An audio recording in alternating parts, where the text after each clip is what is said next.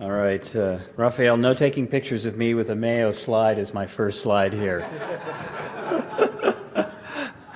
All right, so what I'm going to talk about in the next few minutes is really ixazomib, which is formerly known as MLN9708, which is the first oral proteasome inhibitor to go into early clinical trials. And I think it's important to realize that functionally and structurally, ixazomib is very similar to bortezomib. It's a borinated proteasome inhibitor, and so much of what we know about its activity is going to be quite similar to what we see with bortezomib. However, because of its route of administration, the adverse event profile is actually somewhat different from bortezomib. So I think it is slightly different from the AE perspective. It is important to realize that it is a prodrug. And the concept of a prodrug for an oral proteasome inhibitor is probably very, very important because we know that the gastric lining and the gut mucosa is very rich in proteasomes, and that can often contribute to GI toxicity. The fact that this is a prodrug reduces that potential risk pretty significantly, and I think offers a pretty significant advantage for 9708. And again, preclinical studies have been done and demonstrated pretty significant activity across the board, similar to what we've seen, perhaps even slightly more potent than what we've seen with bortezomib. So again, just some relative comparisons here. There is some change in the dissociation favoring potentially ixazomib or 9708 compared to bortezomib. They have very similar LD50s, and again, the same sort of mechanisms that we see with bortezomib are seen with the use of ixazomib in preclinical models. So there have been a couple of trials looking at single-agent activity in the relapse setting, and I think that this is important for a couple of reasons. The first is the dosing schedule was really explored with a little bit more focus with ixazomib than it was with bortezomib early on, and that's the idea that there were parallel trials looking at weekly dosing and looking at twice-weekly dosing. And one of the things that I think you're going to come to appreciate in the next few slides is the idea that the half-life of ixazomib is actually longer than the half-life of bortezomib. And based on that concept, the weekly dosing appears to give you similar PK characteristics to what you see with the twice-weekly dosing. And so you can feel pretty confident that you're giving full-dose therapy in the context of weekly dosing. Again, there are combination trials with lenalidomide. We'll talk about that. Combination trials with melphalan as well.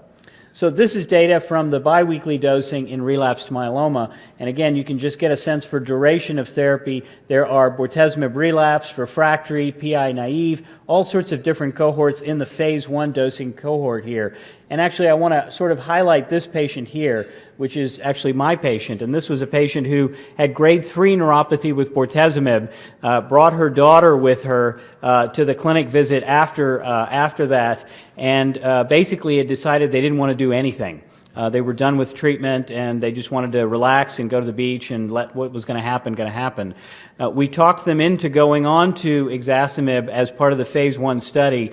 She's now been on for over 2.5 or 3 years with no recurrence of her neuropathy, and has continued to travel with her daughter, but is doing so with pretty reasonable disease control. So there really is a different safety profile with pretty reasonable efficacy in the context of these types of patients.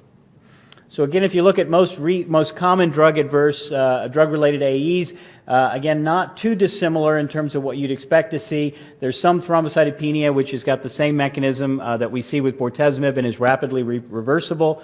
It is a little bit less with the weekly dosing than the twice-weekly dosing.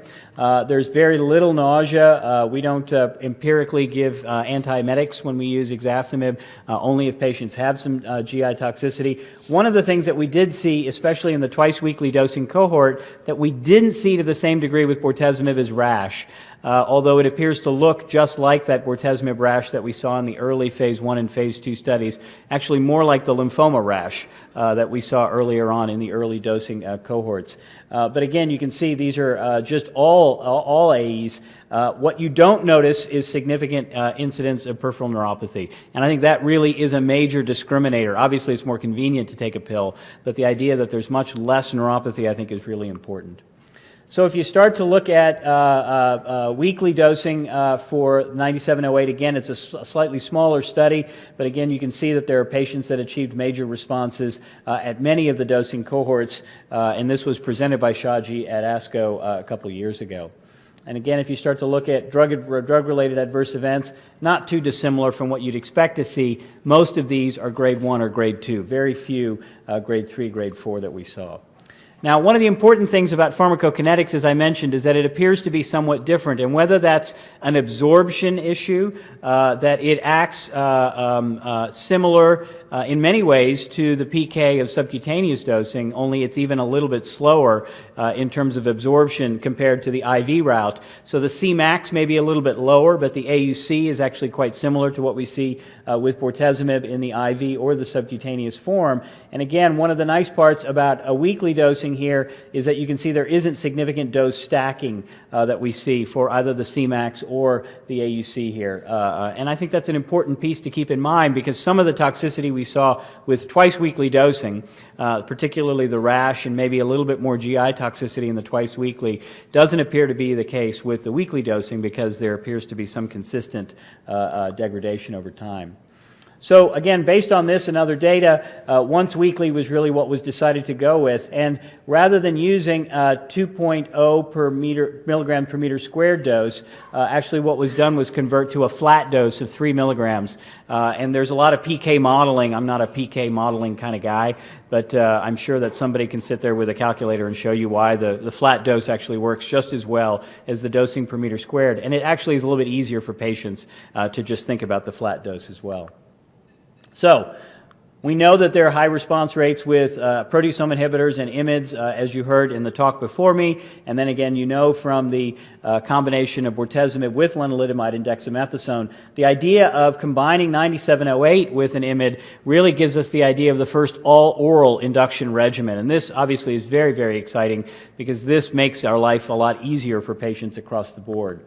And so based on that, there were a number of studies. There were 2 studies that were done. This is Shaji's study that was done using weekly dosing of 9708 in combination with Len-Dex. There was also a twice-weekly dosing study that was done and presented by Paul Richardson, and I'll talk about that as we get just a little bit further along. Again, all oral standard phase 1 dose escalation. There's a phase 2 expansion once we got to the dose, and then there was you were allowed to collect stem cells, and you were allowed to go on 9708 maintenance afterwards. So relatively similar, not unexpected in terms of what you see here. And again, there were a number of patients in the phase 1, the phase 2 dose, and then a total of 65 patients were treated in this phase 1 weekly dosing schedule. And if you start to look at preliminary response rates, it looks very similar to what we see for a proteasome inhibitor IMiD combination, which I think is really exciting. The idea that you can get away completely orally and have the same kind of efficacy that we're used to for the VRD regimen, I think is really a really exciting concept. And again, about a third, roughly, of patients will achieve a CR, near CR, early on in dosing with an all-oral regimen. If you look at the response rate here, this is VGPR, and overall for all patients here. If you look and compare the twice-weekly dosing in terms of response with the once-weekly dosing that you see here in Shaji's abstract, they're almost identical. And so I think the idea of once-weekly dosing is really an important step forward based on PK and based on clinical data. And it's nice to know that early in the development of the drug as opposed to trying to figure out 2 and 3 and 4 years after approval. So I think the idea of looking at both doses and schedules is really an important part of the mission of the oral agent, and I think it's great. And of course, for the solid tumor oncologists in the room, you got to put the waterfall plot in there that makes a number of 58 or 60 or 90% look so much better, right? I mean, that's why solid tumor guys use waterfall plots, right? So if you look at grade 3, grade 4 adverse events, again, you can see relatively rare events here. The most common one that we see, again, was rash. This, again, has become much less of an issue with the flat fixed dosing of 3 milligrams for the oral agent here. Again, you can see there are some other hematologic toxicity that's not expected. Again, what you don't see is neuropathy. This is the data on neuropathy. A total of 21 patients in the entire trial developed some treatment-emergent neuropathy based on combing through the CRFs and looking for whatever was being described here. A majority of the patients had grade 1. There were 2 patients that had grade 3 neuropathy, and that has resolved as they came off study. So again, pretty reversible from what we know, and a much lower incidence than what we see with IV bortezomib. Now, what about mobilization or collection of stem cells? This is an important part as we think about using this as a pre-transplant induction regimen. And what you can see here is the median cycle of first collection was about 4. Patients were mobilized with a lot of different regimens, cyclo, plerixafor, cyclo, or bortezomib. You can see the median number of aphereses was 2, and everybody collected successfully. There was no real impact on stem cell mobilization. And this is important. It's not a surprise that there isn't, but now again, at least there's some sense of data as we start to go forward in larger trials.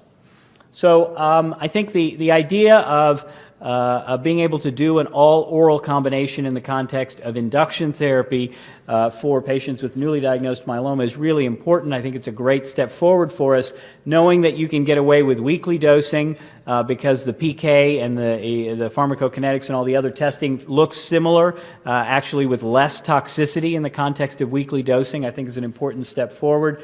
Responses did increase over time, as you would expect. While the median time to develop a CR, I think, was somewhere around 5 to 6 cycles, patients continued to deepen their response over time, and that's an important part of the pie.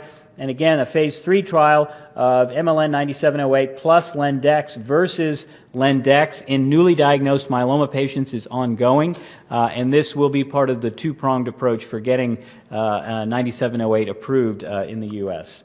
And I think that's the last slide. Yep, that is.